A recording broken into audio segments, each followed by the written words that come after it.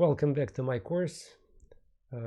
Today we continue our conversation about Russia, what happened with the Soviet Union after in December of 1991. This huge empire, the last empire in the world, finally broke apart into 15 independent states, and Russia, one of the former Soviet republics, also became an independent state. Remember, I mentioned briefly that in August 1991, communist bureaucrats, particularly secret police chief, military chief, and internal ministry, it's domestic police, they masterminded a plot. They wanted to arrest Gorbachev. They put him under house arrest in Crimea and tried to play this Khrushchev scenario, telling people that he wasn't able to perform his governmental functions because of his ill health.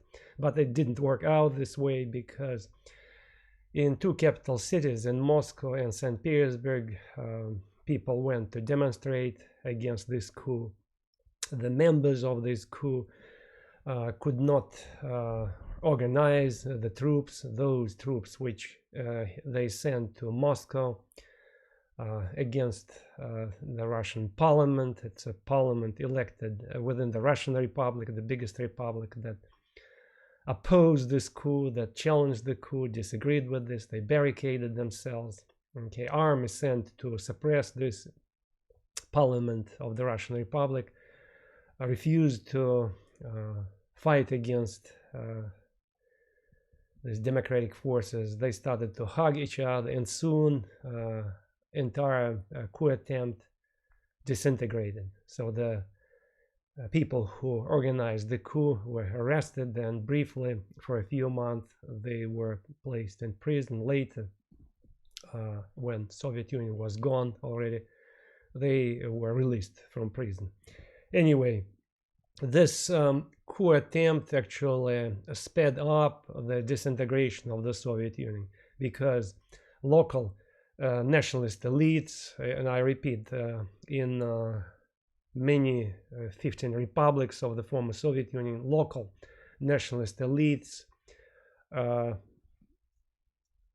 which included the members of the former communist nomenclature that wanted to go away from this Soviet umbrella, Soviet organization. They wanted to go their separate national ways, quickly organize themselves as states. So that's how we have these states like Ukraine, Kazakhstan, Georgia, Armenia, Azerbaijan, Estonia, Lithuania, Latvia. I want to stress that in some of these countries, especially in Baltic republics, where people were able to maintain the spirit of democratic traditions, which were not killed yet by the Soviet regime, unlike such countries as Ukraine or Armenia, Azerbaijan, Kazakhstan. In fact, in these Oriental countries, they didn't have democratic tradition in the first place. So to make it clear that in Baltic republics, where the statehood was organized by Estonia, Latvia, Lithuania, people were able to quickly instill republican institutions, and despite the power of Soviet nomenclature, despite the local members of nomenclature who tried to plug in, these regimes, these countries started to evolve into the European direction, accepting democratic procedures, elections, free speech, free press, parliaments. People understood what it means, republican institutions, a constitution. But in other Soviet republics where there was no or little democratic traditions, of course, local communist elites, they regrouped themselves and created authoritarian states. So that's how we have these dictatorships which still exist to the present day, like Tajikistan, Turkmenistan, and Kazakhstan, like semi-authoritarian dictatorship. So cultural tradition was not exposed to republican institutions, to democratic traditions, hence this authoritarian ways of doing things. Russia originally also reconstituted itself as a republic, accepting republican institutions. The elections were held in Russia. And Yeltsin, Boris Yeltsin, this guy you can see on this picture, was elected as the new president of Russia. As you know from my previous conversation, Yeltsin was originally also a communist apparatchik, a member of a communist nomenclature. In fact, in Siberia, he was a local communist party boss in charge of one of the local cities called Yekaterinburg. Okay. And later Gorbachev brought him to Moscow, where Yeltsin was appointed the chief of the Moscow Communist Party organization, and he tried to be radical. He tried to promote in-steel market more actively than Gorbachev. And remember, Gorbachev at some point kicked him out, throwing this bone to his conservative opponents in the Communist Party, because Gorbachev wasn't sure what to do. He was indecisive. So Yeltsin was more aggressive, more assertive. He wanted to bring capitalism. So those people who surrounded him, some intellectuals, proponents of free market, they said, oh, you need to quickly introduce the free market. That's the way to go. And he listened to these talks and started doing these reforms. Okay. He was a civil engineer by profession. Okay. He was definitely not a Democrat, because all his experience was within the Communist Party. And later, throughout this lecture, we'll find out that he tried to bring capitalism to Russia by using these Bolshevik methods from up above, imposing it, recklessly doing things, you know, which in many respects it didn't help. Okay. So he wanted to instill capitalism as soon as possible from up above, which actually fits this Russian democratic Russian authoritarian tradition, because there was not much democracy in the country. Originally, Russian domestic and foreign policies were pro-Western. So the West was like a magnet, and a lot of Russian reformers who surrounded Yeltsin, they romanticized the West. They thought the West was the way to go, and everything which was in the West was good. We need to copy the Western methods. You know, it's like a blueprint, which, of course, you understand it was another utopia, which these intellectuals or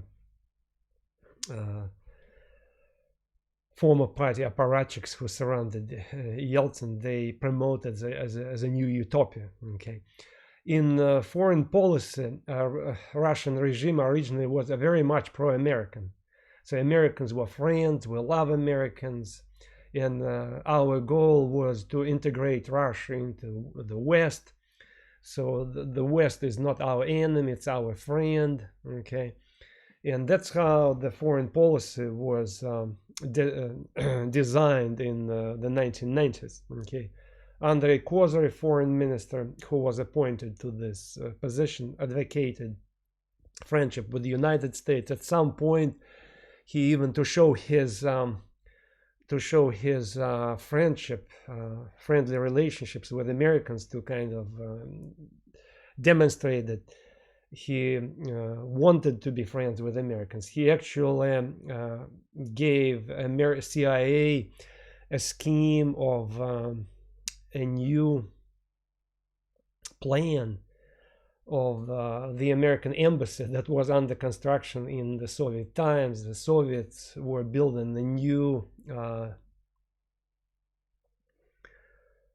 building, okay, a new structure to accommodate the American embassy. And of course, KGB infested this structure with the listening devices, planting them inside the walls, and the concrete walls. So to demonstrate his friendship toward the Americans, Kozyrev, along with the new bosses of the Soviet secret police, gave Americans this scheme, this plan, this how KGB set these listening devices. Okay, and some former CIA agents invited in KGB, and the former these knights of cloak and dagger familiarized themselves with each other. They even published memoirs. So those KGB and CIA officers who formally challenged each other. So it was a brief romance, especially in the early of the 1990s. Okay. In the meantime, those communist forces, which still were lingering on in Russia, nationalist forces, started immediately to blame this new pro-Western orientation, denouncing this new line in the Soviet, in the Russian policies as the betrayal of Russian interests, that Yeltsin regime was blamed in selling Russia to the West. Okay.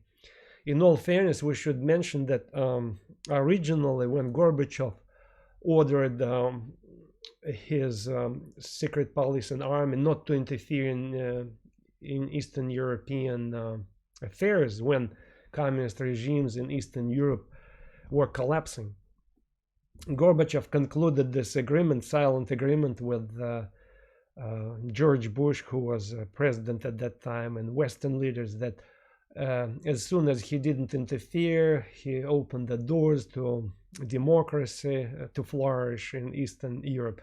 The West would not extend NATO military alliance to the East, but later Western countries and the United States violated this promise. They did extend NATO to the East, and almost all Eastern European nations which released themselves from the Soviet yoke, and plus Baltic republics, former Baltic republics, Estonia, Latvia, Lithuania, they entered NATO and became members of NATO to shield themselves, of course, from potential Russian infringement. And it was a smart decision, but formally it was a violation of this promise given by Western leaders to Gorbachev.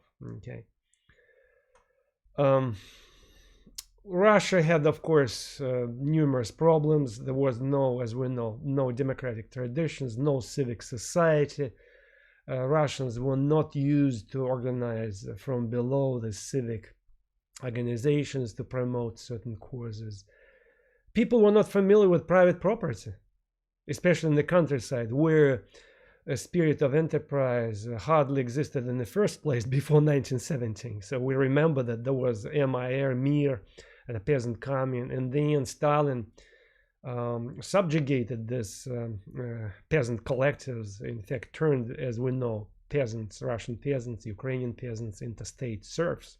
Okay, so Russians, especially in the countryside, were not exposed to private property. In cities, of course, they were not exposed either to the spirit of enterprise. All people were working for the state. Okay, all of them. So there was no entrepreneurial class of people except the black marketeers who were active in the black market, who had underground textile factories, who were selling these jeans, who were selling records or some female perfume, who were selling like automobile tires, or reselling Japanese tape recorders, and so forth and so forth, or shrewd Communist Party bosses who were in charge of some Soviet factories, okay, managers of Soviet factories, who hired these black marketeers to set up private enterprises in the formal state factories. Okay, and some KGB agents also plugged into these new enterprises. Okay, some KGB agents, especially those who worked abroad, they were familiar with the Western banking system slightly. Of course, they didn't have economic training, but at least they observed how American, European companies worked. So some of these formerly KGB agents, they joined forces with the former black marketeers and some shrewd nomenclature members, trying to replicate Western companies, and of course it was done in this clumsy way, and soon it escalated in this criminal enterprises. We are going to talk about it. Originally, when the Soviet Union was gone in December 1991, it happened, as I want to remind you, December 1991, Soviet Union formally was disbanded. There was a meeting of leaders of these major republics in the Soviet Union in Belarus. They met together and they signed an agreement to disband the Soviet Union in December 1991, and that's when in Moscow the flags, former red flags, were taken from all administrative buildings, including Kremlin, the center of the Soviet Union, and new flags were raised, Russian flags. Okay, there was much naive expectation among the Russian populace, that as soon as the Soviet system, the communism, would be gone, capitalism would come, replace communism, and somewhere in 10 or 15 years, Russians would have the same luxurious lifestyle like Americans or Europeans. Okay, so expectation was that soon we would shift toward this capitalism that would bring prosperity. Okay, and of course it was, I call it, market utopia. Okay, in fact, this expression, it's not my expression, market utopia.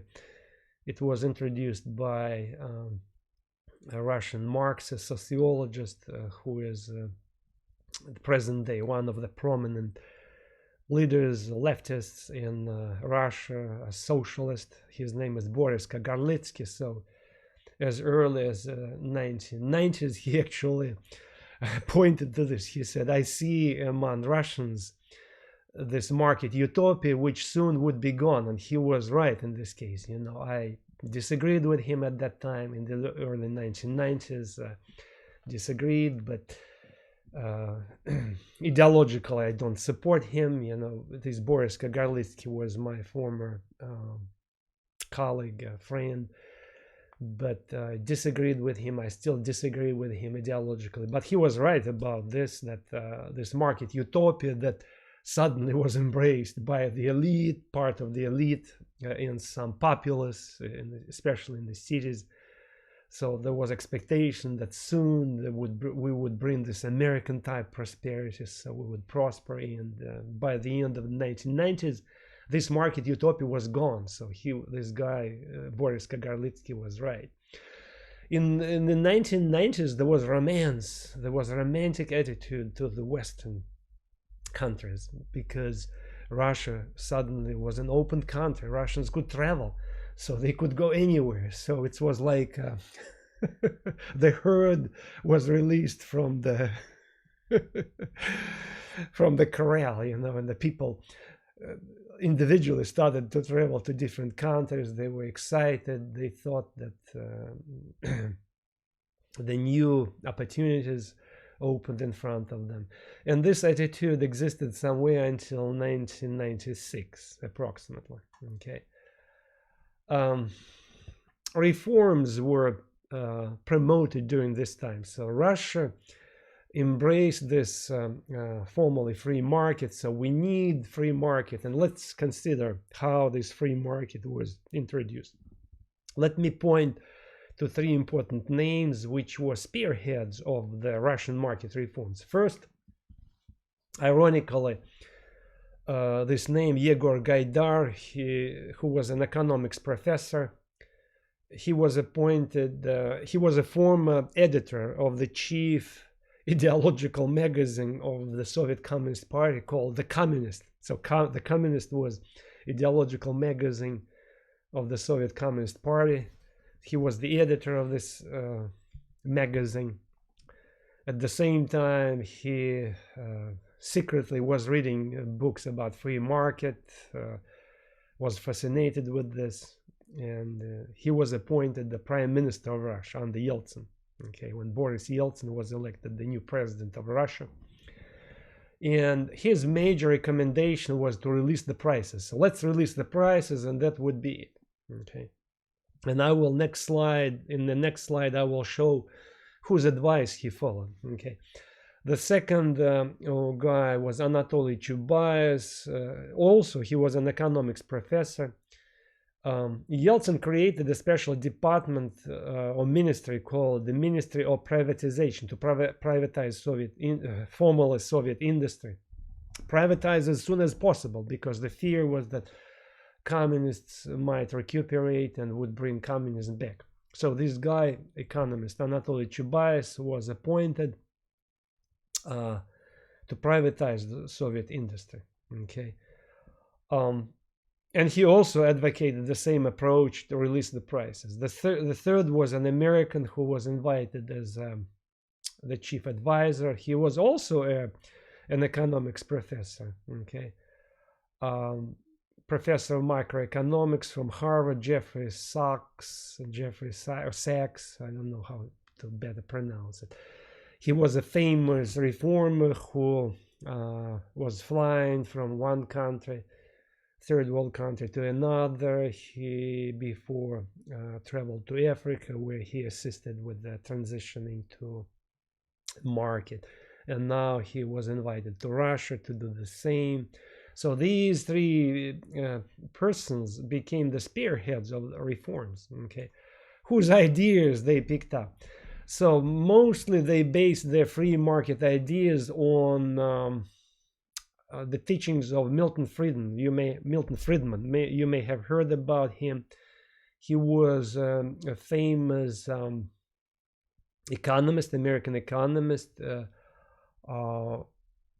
the leader, informal leader of so-called Chicago School of Economics, okay, a free marketeer.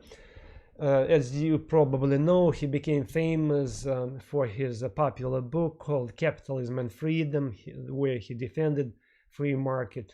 By the way, he has a lot of reasonable ideas, but at the same time, he had this blind faith into monetary system, that money might decide everything. So he focused on monetary reform. Okay, so if you do monetary reform, if you release prices, that would resolve everything. So let's release prices. In a time of crisis, if money is not enough, let's print a little bit more money. So manipulation of money was the chief tool he wanted to use. Again, I'm simplifying the whole story, of course. His theory, his school, Chicago school, had many other elements, but to make a long story short, see, his whole concept was revolving about so-called monetarism. So that is why sometimes his concept he promoted is called monetarism. So everything is focused on the monetary reform. Okay, that is why these three persons promoted release of the prices. Okay, and I am not denying the fact that to release the prices was an important factor. Okay, but as Russian experience shows, that market is free market, and prosperity based on free market, it was not only about free prices. The life is more complex. Okay, it's of course it's correct that you cannot artificially subsidize prices like the Soviets did. Okay, it's unsustainable. Sooner or later it would ruin the entire economy, and you need to make sure that prices match the available goods. You know, if there are not enough goods, so these goods have high prices. If we have abundance of particular goods, so their prices go down. It's ABC of economics. You don't need to have a PhD degree to understand this. But I repeat, it's not only about money. And there was another economics professor, Friedrich Hayek, who was also happy to see that Soviet Union collapsed. Okay, he argued that market reforms, it's not only about money and prices. Okay, Friedrich Hayek, who was an Austrian by origin, he taught in the United States, also in Chicago. Then he moved back to Europe. He argued in his book, The Constitutional Liberty. So here you can see this cover of this book, Constitutional Liberty.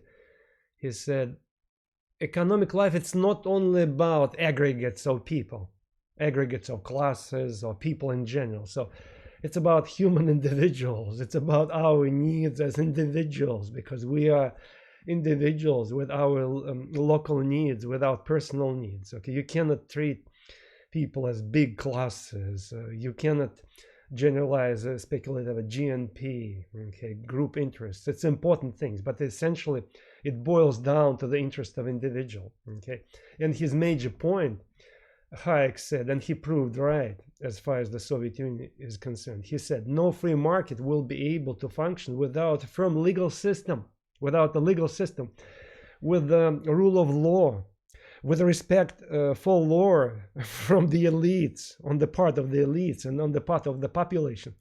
Your free market will hardly work. Okay, everything will escalate in the criminal enterprise. You need to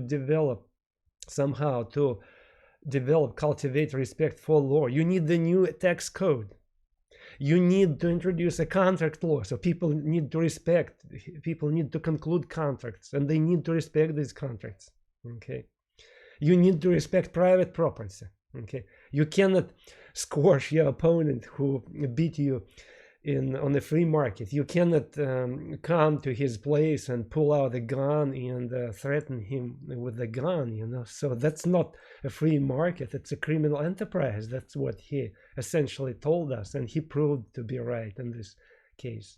Okay, the free market, it's not about money. It's not about just miraculous economic laws that work on their own by some invisible hands. Okay, that unfortunately there are many other things should exist that to defend interests of individuals, personal interests. Okay, otherwise it will not make sense. By the way, talking about contract law, and new tax code, ironically, no new tax code was introduced in the 1990s. Ironically, I repeat, the new tax code, which simplified tax levy, was introduced in the early days of Vladimir Putin, in the next millennium. So not in the 1990s. Okay. What these reformers who were responsible for introducing so-called free market in Russia, what their major strategy was so-called shock therapy. The first and foremost was to get rid of the state planning, free up the prices. So that was the first. We are going to act according to Milton Friedman. We need to promote competition between private enterprises and state-owned industry, which is okay, I assume. Okay, we need to quickly, as soon as possible, to sell state industry into private hands. And another emphasis, they put a lot of stress on foreign aid. And of course, the United States and other Western countries were happy to step in because they feared that communism might recuperate and again hold on the power, would go back to power. So to shield Russia from communism, they pumped billions of dollars. And in fact, the entire third world aid that primarily went to Africa to subsidize these corrupt regimes, the food aid and some grant money to numerous African countries, $135 billion, as far as I remember, that was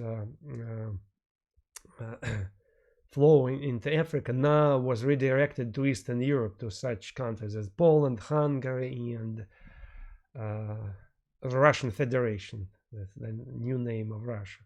Okay, to guarantee that communists wouldn't come back. Okay, one of the major steps this new government made was so-called voucher system.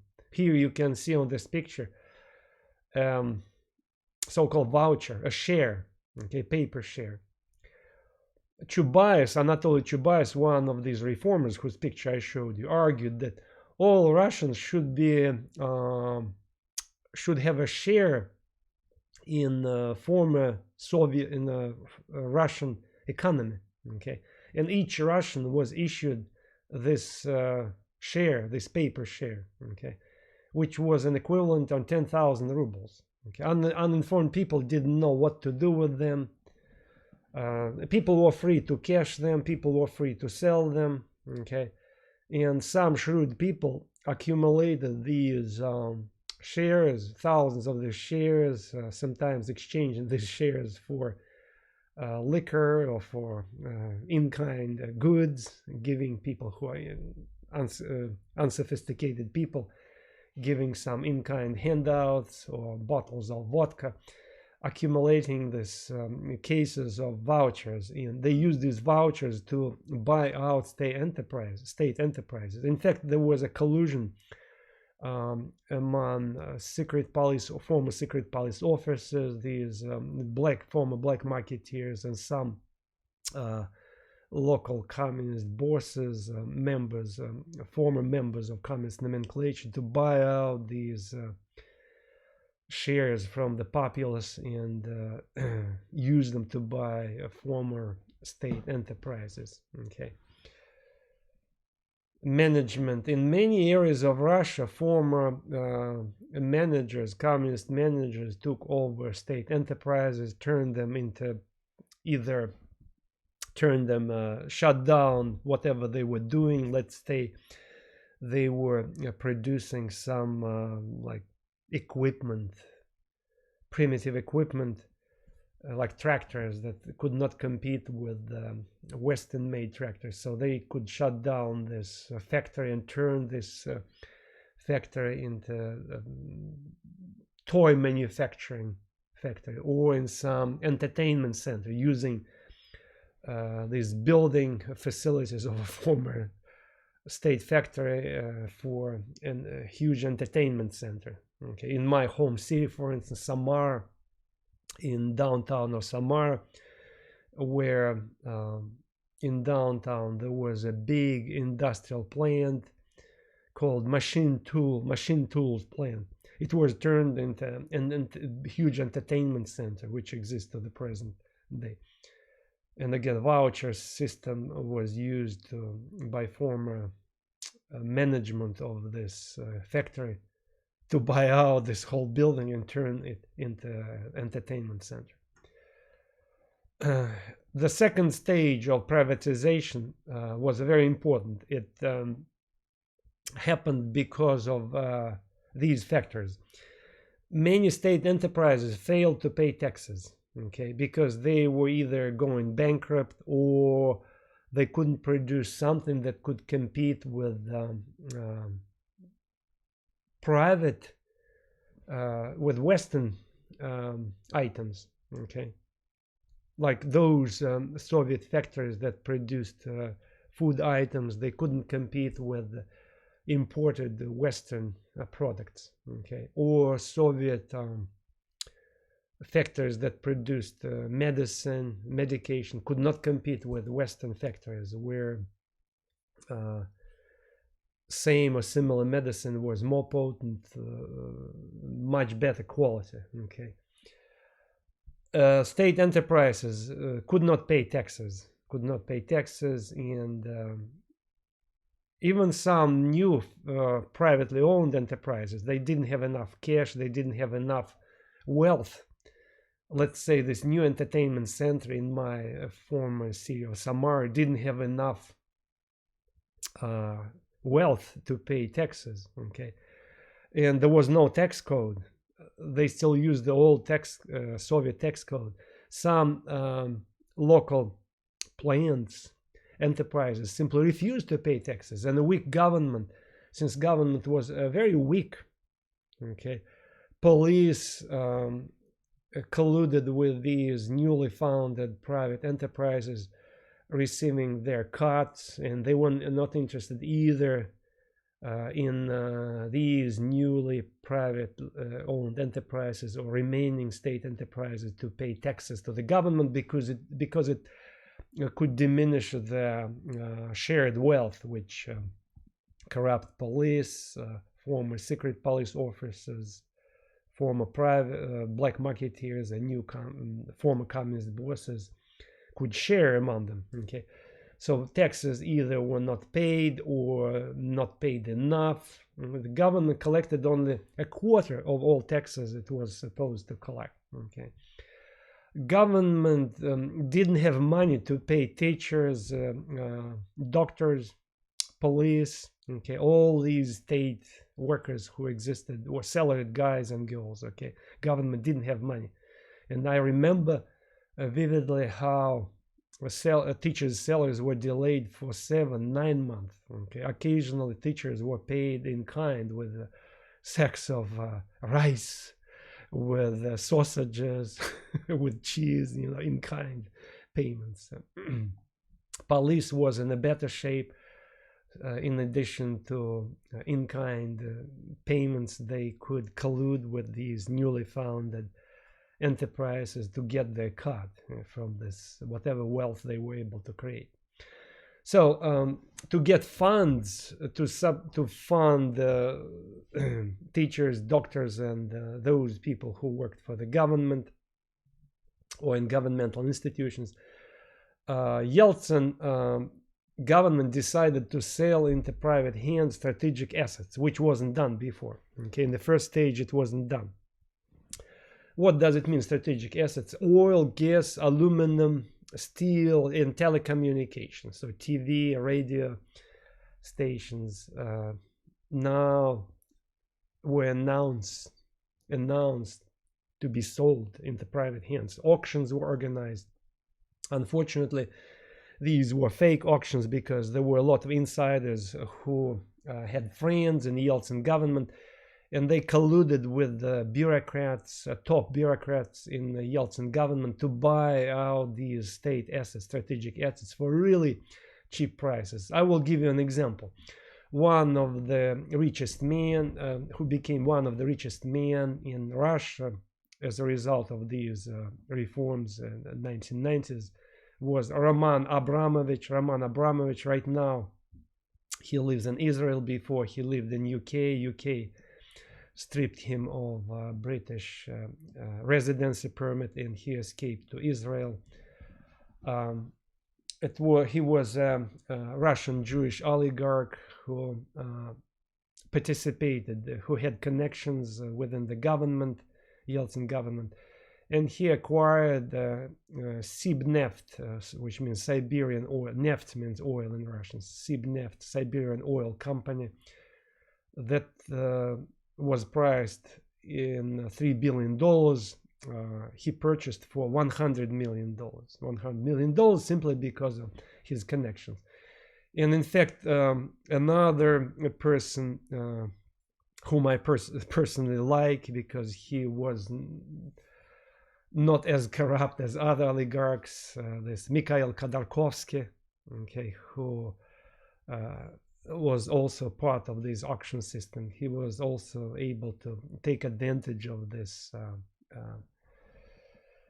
sale of assets to plug himself into this oil industry, and started his oil company in the middle of the 1990s. By purchasing for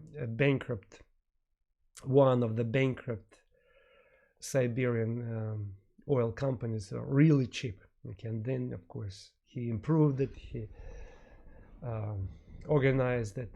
Some of these new owners, they really did a good job perfecting the oil drilling, increasing the productivity, like in case of Mikhail Khodorkovsky.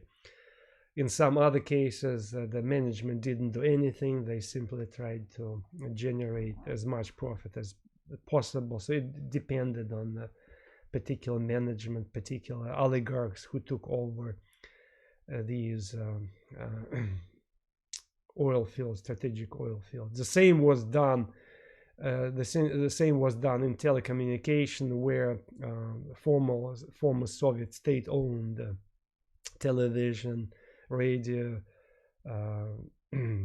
phone company were split and sold into private hands. Essentially, at the end of 1990s, we have a few oligarchs, these moguls, rich man, big man, coming to power and controlling the Russian economy. Okay, it was the time of oligarch, high concentration of wealth in the hands of a few. Okay, oil, gas, metals. They had a lot of connections within Yeltsin government. Okay, they enjoyed, if they needed, enjoyed state subsidies. Again, we cannot call them completely private enterprises. Okay, on many occasions, I have to emphasize, we don't know for sure, but some of these oligarchs, in fact, they were appointed by the Soviet secret police to become oligarchs, because KGB channeled the wealth, the former Communist Party funds, KGB secret funds, which they used before for foreign intelligence operations. They started to invest into these new industries, and former secret police officers provided help to these new oligarchs, defending them against criminal gangs. At the same time, oligarchs, these new oligarchs themselves many of them were police informers. For example, you can see on this picture Gusinsky, this man Gusinsky, who was a theater manager before he became a big oligarch, who owned NTV. It's one of the major Soviet TV stations, NTV. Okay, he was a theater management, and he was a secret police informer. Okay, when Soviet telecommunications were privatized, of course, he used his secret police connections to get access to privatization. So secret police backed him up, pushed him up, okay, promoted him, and in exchange, he appointed in his NTV staff former secret police officers as the new security. So he hired, for example, he hired a man, a KGB man, who was in charge of harassing dissidents in 1970s, 1980s.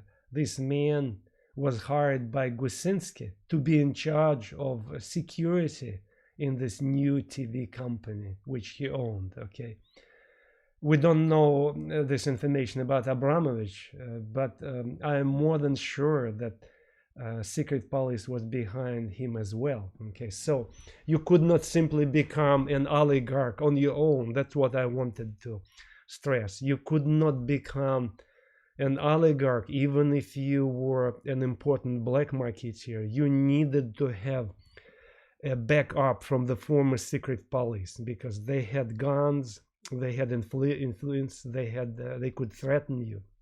You could not even become an oligarch if you were a shrewd former nomenclature member, because the 1990s, it was the time of these new rules when the Wild West mentality spread all over Russia. So you could not simply order, if you were a former communist nomenclature member, you could not simply use your former authority to tell people what to do. You needed to have guns, you needed to know the art of surveillance, the art of spying. And the only force which had this power, that had these resources, was the former KGB. So that is why half of the KGB officers, they plugged into this newly created quote-unquote free enterprise system, using guns, their spying skills against opponents, against competitors. That is why many new rich Russians, they try to court these former secret police officers to recruit them to their side and use them each other. So in fact, we have these interesting incidents when some clans of secret police officers who pushed a particular oligarch to the top of the pyramid started to compete with another group of secret police officers who promoted another oligarch. Okay. So that was the competition. So that is why sometimes we have these that's the origin of this conspiracy theory that said that the whole perestroika business of Gorbachev was instigated, masterminded by the former KGB, okay, that wanted to privatize Russian assets in order to enjoy them. You know, I don't buy this theory because it happened naturally. When the Soviet Union started to collapse, it happened naturally because there was no other force that was feared by everybody. Okay, the Communist Party influence was gone. Who was afraid of a Communist Party? It was not anymore an ideological force. Okay, so who could come to fill this void? Or the KGB. Okay, I repeat, they had guns, they had influence, they could intimidate people, they could kill people, they could poison people. So that is why they were naturally stepping in, coming to control many of these so-called private enterprises. Okay, that is why many of these oligarchs, almost all top oligarchs, were appointees of the former secret police bosses. Okay, and it happened naturally. There was no need for any conspiracy. They naturally stepped in. Before, under Soviets, it was the Communist Party that controlled the rules of the game. Now it was former secret police officers who came to fill this void, to control the rules of the game. Okay. Recently, two Soviet investigative journalists published a book which was simultaneously published in both Russian and English. Names of these investigative journalists: Soldatov, Soldatov, and Baragan. Baragan, it's another name. Sergei Soldatov and Irina Baragan. It's called the new Russian nobility.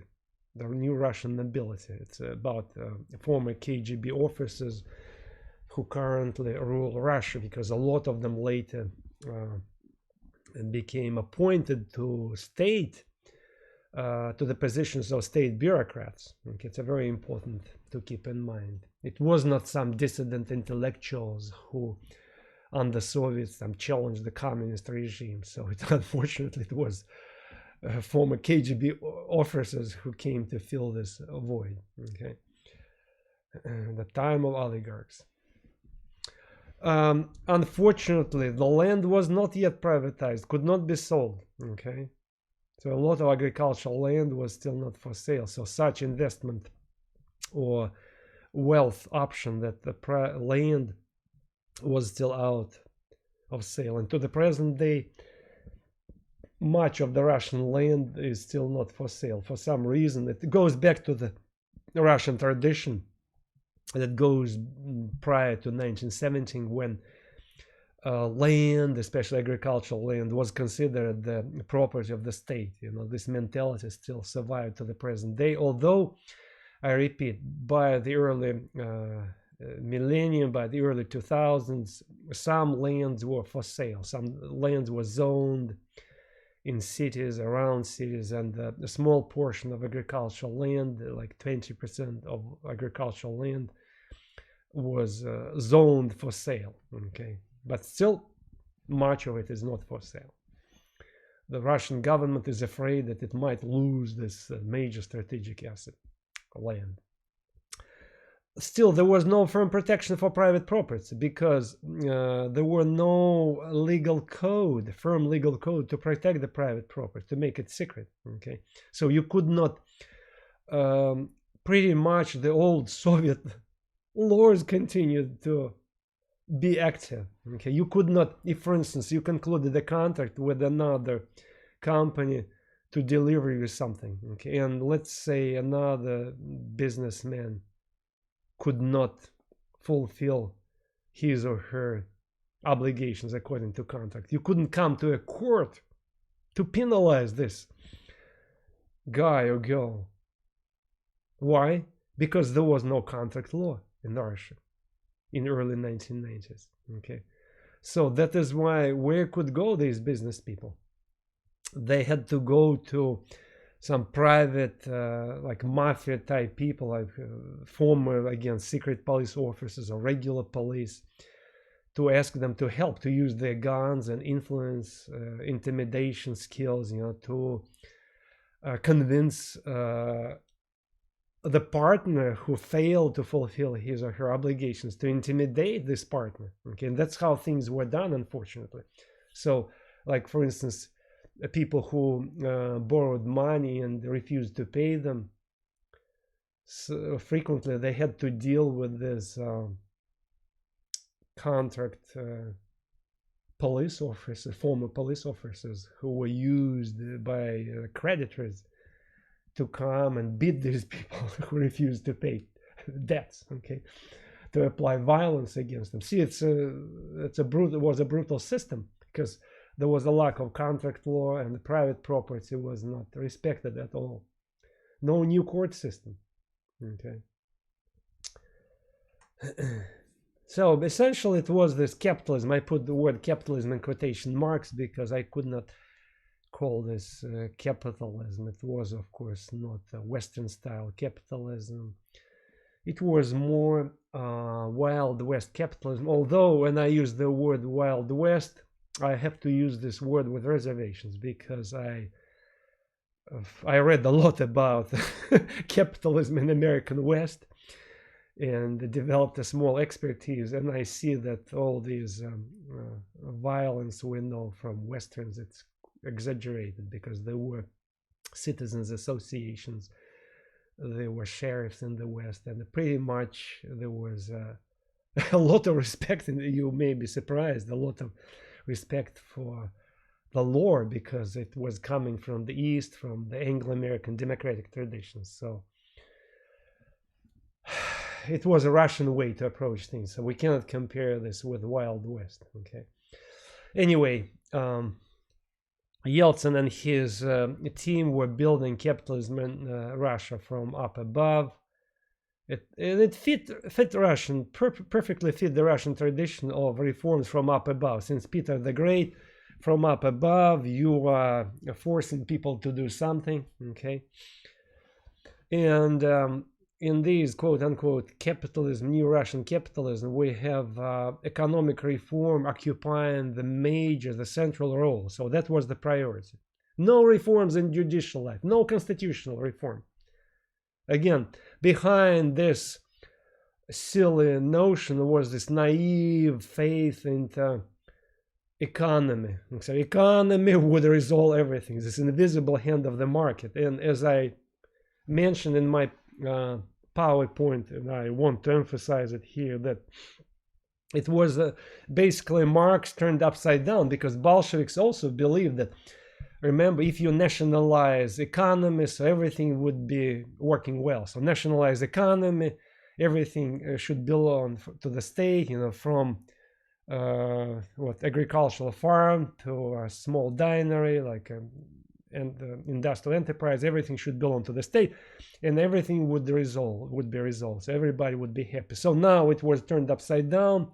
Let's privatize economy, and invisible hand of the market would resolve everything on its own. So Marx turned upside down. Okay, of course, in reality, it didn't happen. There was a lawless state, lack of law, lack of respect. There's gang wars. Gang wars were widespread in the 1990s in Russia. So these different competing gangs, backed up by former secret police officers, they were shooting at each other, penalizing each other, using violence against each other. Okay. As a result of these monetary reform, we have skyrocketing prices when people's salaries suddenly lost any value. All people's savings were gone. In fact, I remember how my father, on the eve of these price reforms, according to Milton Friedman, my father told me, so don't take your money from the state bank. Okay, there was only one bank in the Soviets, a state bank. But I didn't listen to him. I took all my money from bank. I turned my Russian rubles into dollars, and the rest used to buy some goods like videotape recorders, which were popular at that time. So I converted this into goodies or in dollars, and turned out to made a correct decision, because my father kept money in the bank, and all his savings were lost because prices skyrocketed, like 200% raise of prices. Money, government started to print money, so inflation was huge, and people's savings were gone. So the value of their money, like 200% inflation. Okay, there was a huge income gap, unemployment, because former inefficient Soviet enterprises went bankrupt and the people were laid off. Okay, which created political instability. And the more we think about it, the more I read these experts who give different assessments of what happened in the 1990s, I come to conclusion that we could change something. Of course, we could apply some whatever Friedrich Hayek suggested. We could create contract law. We could create new tax code. We could somehow, I don't know, raise the salaries of police to make them less corrupt. But at the same time, I come to conclusion that there was no way to avoid this, whatever happened in Russia at that time. So some of these sacrifices were unavoidable, because what could you do with the Soviet inefficient industrial enterprises, okay, which produced, let's say, some tractors, automobiles, which could not compete with the Western cars, like let's say a Soviet automobile factory in town of Tolyatti. It's in my former area where I lived, Samara district. Okay, there was a huge automobile plant. It produced cars, Soviet cars called Lada, L-A-D-A, Lada. They were copied from Italian Fiat, and they were very inefficient. So they couldn't compete. The Russians couldn't sell them. So they needed either to upgrade their automobile factory, to shut it down. And a lot of people were kicked off, so they became unemployed. What could you do in this case? So the Western countries tried to help. They tried to bring funds to be given to the Russian government. More than $50 billion came from the West and given to the Russian government to pay unemployment benefits to these people who were laid off, or to pay salaries to people who worked as teachers, doctors. Unfortunately, a huge portion of this money was stolen or used by some unscrupulous governmental bureaucrats for their criminal enterprises. Like one of the favorite methods was to delay payment of salaries for 7 or 6 months. In the meantime, this Western money that came from the West was used by some unscrupulous bureaucrats in the government who colluded with so-called private entrepreneurs to use this money to be given as credit to buy something, and then reused again before the money before money was used to be paid as salaries. Okay, so that's hence this delay for 7, sometimes 8, for some 9 months. Okay, because they wanted to use and reuse this money to make more money. Okay, they needed this capital, this wealth, to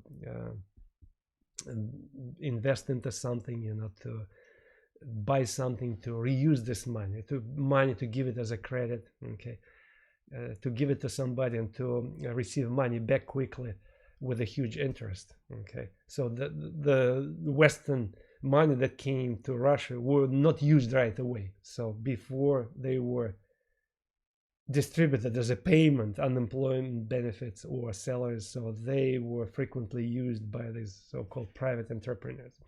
This created political instability in the country. Okay, corruption. Who lost and who gained? First, of course, as I said, we have a huge unemployment. 1/3 of the population became very poor. Many Soviet scientists, scholars left Russia, and according to statistics, 10% of all scientists left Russia. And Americans accommodated and welcomed them. A lot of these people came to the United States because in 1992, US Congress adopted a special law. It was called Soviet Scientist. Again, I don't remember the exact name of the legislation. Something like Soviet Scientist Support Act, where US government invested money into welcoming Soviet physicists, mathematicians into US. There was a fear that some of these people would be hired by some rogue regimes, especially military scientists. So the United States government decided to gather them and bring them to Russia. That is why we have a huge number of Russians in US colleges teaching at departments of physics, engineering departments, departments of chemistry, and all these sciences. A lot of professors, okay, that they benefited from this act. Okay. As I said, nomenclature members privatized state enterprises into their private hands. Okay. GNP dropped by 40% because of the bankruptcy of many enterprises. All in all, somewhere 5% of people who were able somehow to plug themselves into this new quote-unquote free market economy became very rich, but the majority of people became very poor, very, very poor. Okay. To the present day, by the way, about 20% of Russians live below poverty level.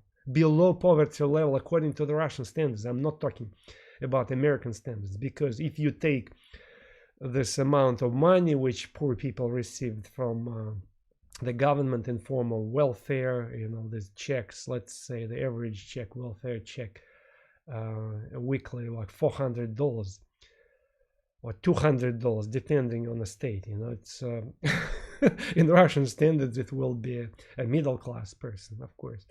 So there was no middle class created in Russia at that time. So on the one hand, we have a huge number of poor people. On the other hand, this filthy rich, which was a very dangerous situation, because when you don't have a middle class, it creates this dangerous, explosive situation. Okay. So masses of people didn't gain anything from new economic reforms. So hence these cartoons, one of which I want to show you. Again, it's Russians did receive a chance to travel abroad, which made people happy, again, including myself. But for the majority of people who didn't need to travel abroad, you know, like people who lived in the countryside, people who regular working people, so their benefits, their living standards went down below. Okay, and it's very sad, but that's a fact. Okay, you might like it, you might not dislike it, but that's exactly what happened. Things maybe could have been done in a different way, but whatever happened. Okay. We have a lot of former Russian inefficient enterprises not only going bankrupt, but we have a huge number of people who simply didn't know what to do.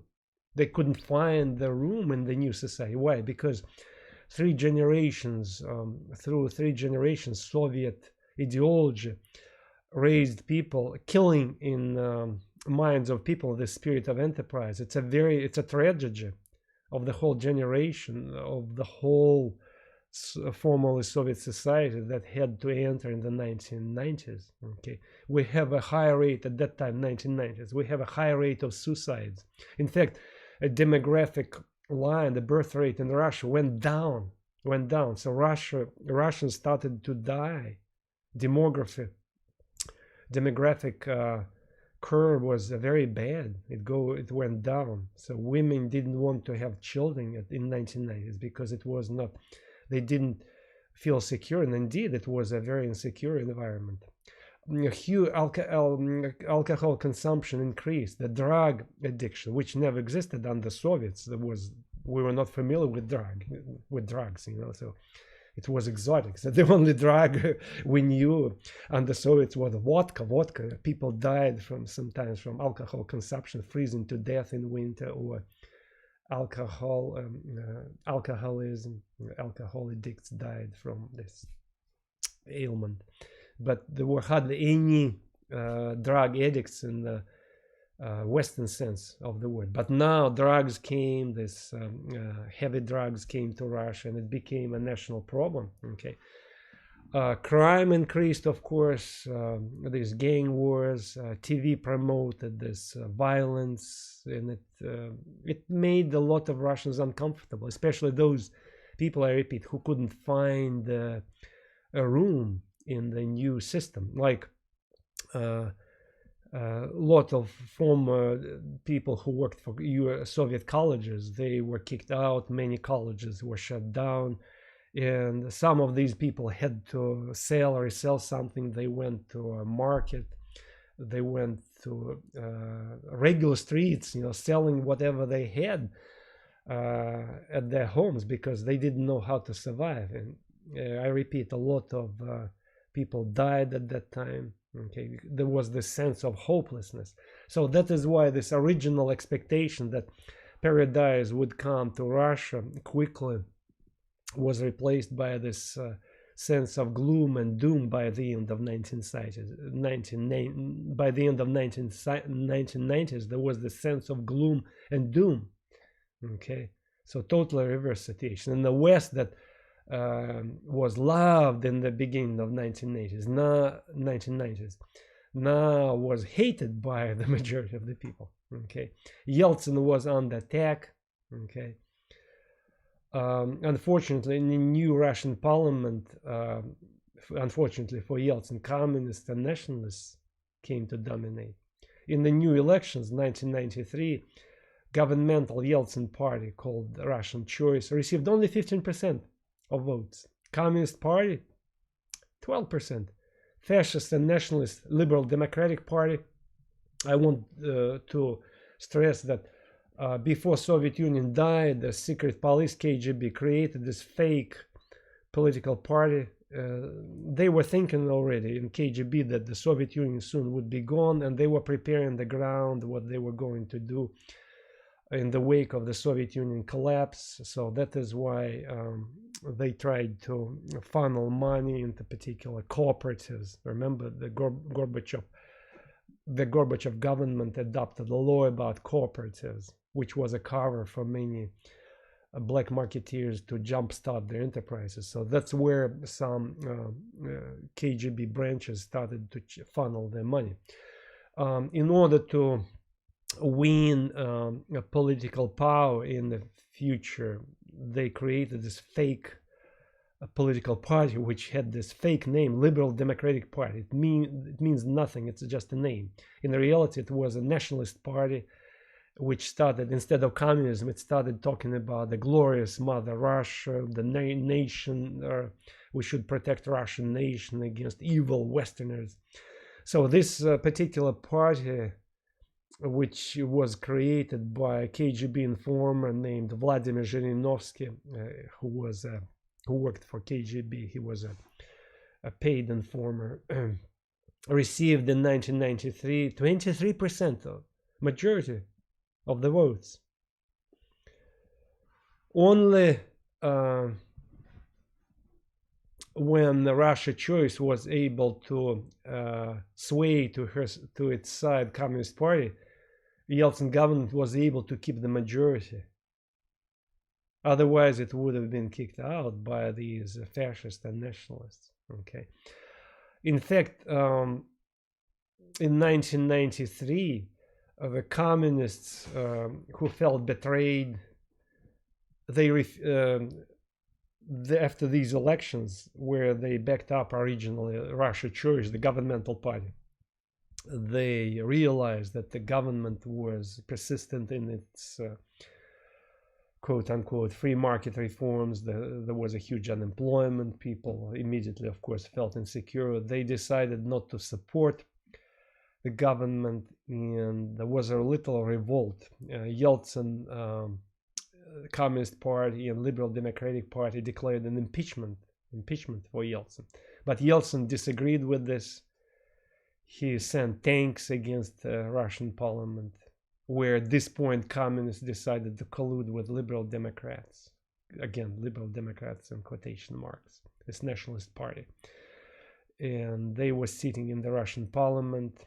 And since the majority now were against him, Yeltsin was afraid for his power. He sent tanks against the parliament, and tanks were shooting in the Russian parliament in the downtown of Moscow. And the entire Russian parliament was arrested. And after this, Yeltsin adopted the new constitution, which gave a lot of power to the president. Okay, so Russia became the presidential republic formally. That was the source of the present power, President Vladimir Putin, because he was using later, when in the new millennium, when he came to succeed Yeltsin. So he took advantage of this constitution, which gave a huge amount of power to the president to build up his vertical of power. That's how he called it, a vertical of power. Without this constitution that was adopted in Russia in the wake of this attack against the parliament, so it would be harder for Putin to build up his influence. What also undermined this building Republican New Democratic Russia was this aggressive war against Chechnya. Originally, Yeltsin threw this slogan to all autonomies that existed in Russia. Remember, Soviet Union had hierarchy of autonomies. In addition to the 15 republics, there were some autonomous republics within these republics. Okay, for example, within Georgia there were 2 other republics. Within Russia, especially, there were many autonomous republics within Russia, which accommodated some Buddhists, Muslims, okay,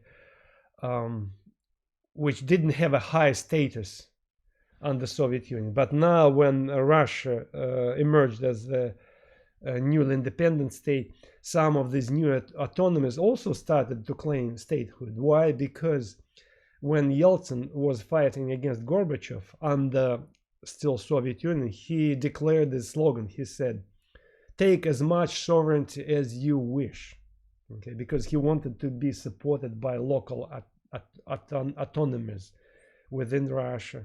Okay, and some of these autonomies within Russia, they decided to take advantage of this slogan. So one of them was Chechnya. Chechnya, formerly populated by Muslims, wanted the complete statehood, independence. Okay, we're taking as much sovereignty as we want, so we're going to become an independent state. And there was a Chechen warlord. He was a former Soviet general, by the way, Jakhar Dudayev. Now he became the new president of Chechnya, and he declared independence. We're going to be an independent country. Okay, unfortunately, this rogue state, which seceded from the Russian Federation, became this hub for arms dealers, for drug trafficking, okay, like a criminal state. Several people who were in the Yeltsin circle, they started to encourage, to push Yeltsin to declare war on this republic, to squash it. They told him, "Oh, send a detachment of paratroopers and squash this rogue republic, independent republic, so it wouldn't be a big deal." So, and Yeltsin eventually was swayed by these people. A bloody war started, and humiliating war started between Russia and Chechnya. So here is Chechnya in the northern Caucasus Mountains. See, Chechnya, tiny republic, Muslim republic. Chechen people offered a fierce resistance. All male population and part of female population revolted. against this Russian infringement. They became resistant fighters. And of course, Chechen resistance attracted the attention of Muslim jihadi and all over the Muslim world. So that's how we have Saudi Arabians coming, Osama bin Laden people from Afghanistan, okay, Iraqi Muslim fighters coming to this rogue republic, trying to back up these people. And of course, this Chechnya became this hub for not only for drug trafficking, but for international terrorism. In addition to Afghanistan, Chechnya becomes one of the major countries that accommodated in the 1990s this Muslim terrorism. Okay, but for Russia, it was a huge drain on her resources. Okay, because the Chechen people didn't want to surrender.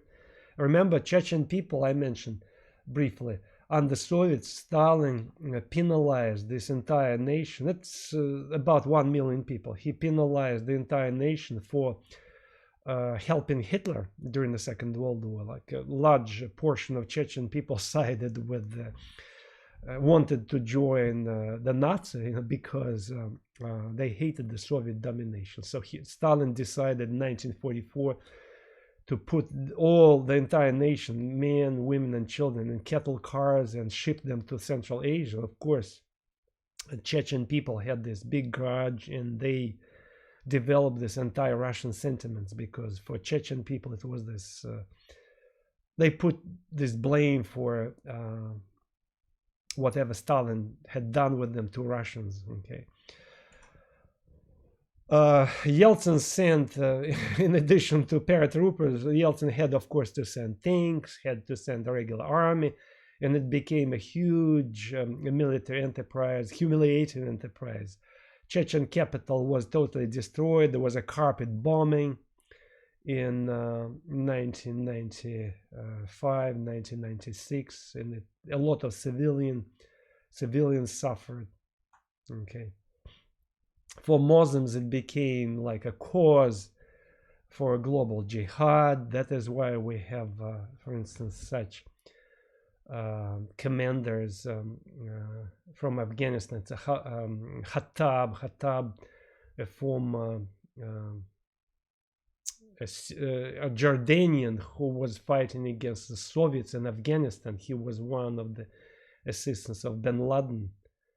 He operated against Soviets in Afghanistan, and from Afghanistan he moved to Chechnya to fight against the Russians. Okay, so thousands of Muslim volunteers came to fight against the Russians in Chechnya. So it was a very bad for Russia.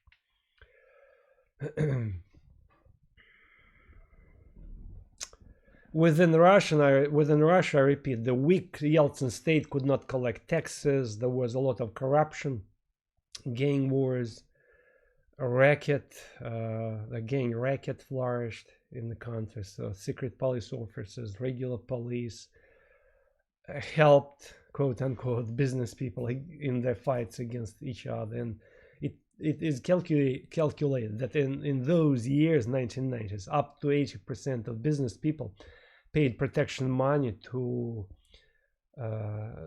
these strong men, to the thugs who protected them.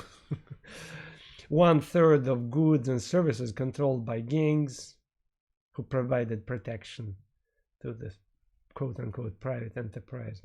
Another form of corruption was funneling money away from Russia. So Russia did need investments, but the situation was so unpredictable, so uncertain, that a lot of new rich Russians tried to funnel money into Western banks. So that is why we have, instead of investing in Russia, we have money escaping Russia. $130 billion were moved in foreign banks by 1995. And it was natural, because these gang wars, fear to invest, you were not sure, the private property wasn't protected.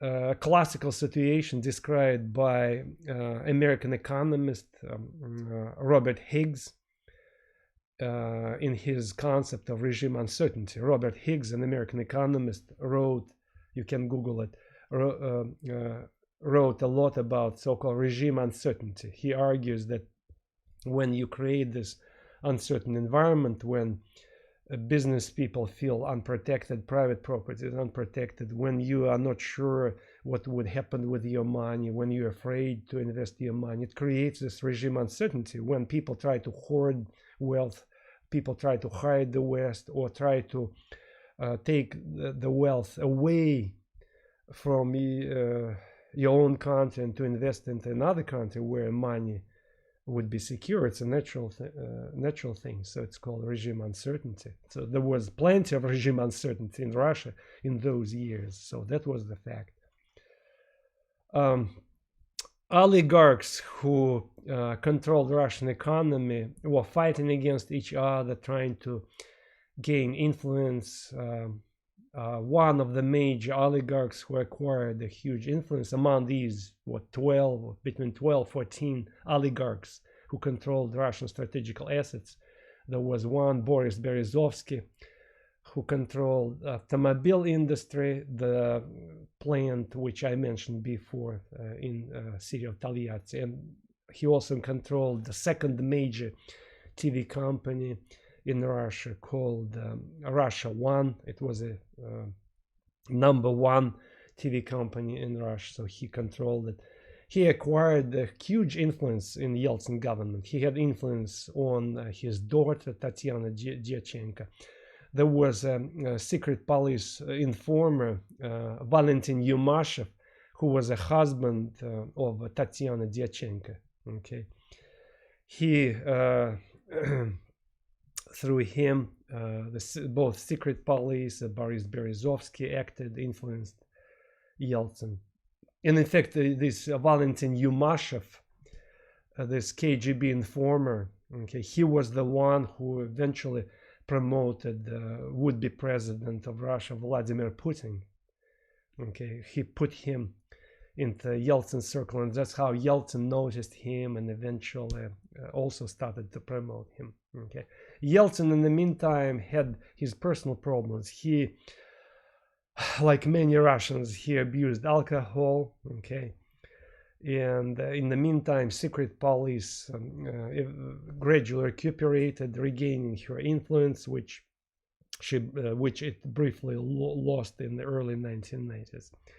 And it successfully, through naturally, I repeat, through its agents, which were plenty of them, they were in Yeltsin circle, in local areas, I repeat, that was natural, because secret police was the only force that could provide a good protection, could intimidate people. So secret police started to recuperate, and it gained a lot of influence by the end of 1990s. So the phenomenon of Vladimir Putin was a natural outcome of this. If it hadn't been Putin, it could be another secret police informer or former secret police officer. So there were hundreds of them, including, I repeat, Yeltsin family circle, where Valentin Yumashev, the husband of Tatiana Dyachenko, the daughter of Yeltsin, he was a secret police agent, a paid agent. So what else do you want?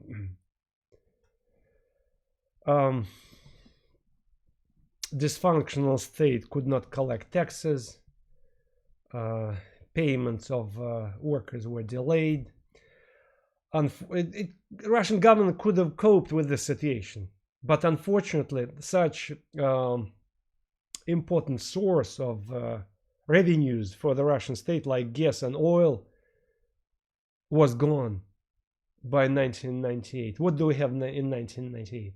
Oil and gas prices went down. So Russian government lost this source of revenue. And the government that could not collect taxes and could not generate revenues because of decline in gas and oil prices. They were as low as, in terms of oil, the prices were as low as $10, $20 for a barrel. Okay, that was how low oil prices were. In fact, right now, currently, these days, in our days, oil prices went down to $10, $20 for a barrel. So Russia soon will face the same situation she faced in 1998. The Russian government doesn't have additional sources of revenues Fortunately, Putin government accumulated $500 billion cushion, this stabilization fund. So a cushion in case of crisis, they have money to rely on. At that time, Russian government under Yeltsin didn't have this $500 billion cushion. Okay. Putin government accumulated this cushion, monetary cushion, later in early 2000s, when oil prices went up again. But at this point, oil prices went down, and Russian government couldn't pay salaries to state workers, teachers, doctors, didn't have enough money to support her military. So Russia could not support her military. So growing debt, and in 1998, Russia declared bankruptcy, as a state, declared bankruptcy, defaulted. It was a huge crisis. Again, people lost their savings for the second time. There was a monetary reform, and that's when this population started to blame America, all kind of evil forces, international financiers, banksters, in screwing them up. They expected paradise to come, capitalist paradise, but it didn't come. Instead, this poverty, impoverished, and Yeltsin popularity went down. 1999, 5% of Russian population supported Yeltsin. So before, in 1990, it was totally opposite. 90% of people in Russia supported him. Now only 5%. And this picture is very important, what I'm showing to you right now. So more and more among the Russian populace, there was a growing this notion that we need a good big father who would come and help us, who would bring us order, stability, who would protect us against these capitalist anarchy, against these Western banksters, financiers who screwed us up. Who is this man who will come and save us? Okay, and on this note, you might know the answer. Okay, eventually this savior was found. It became Vladimir Putin. Okay, the new hope. But on this note, I'm going to finish my class today. So I will see you next week. And goodbye for now.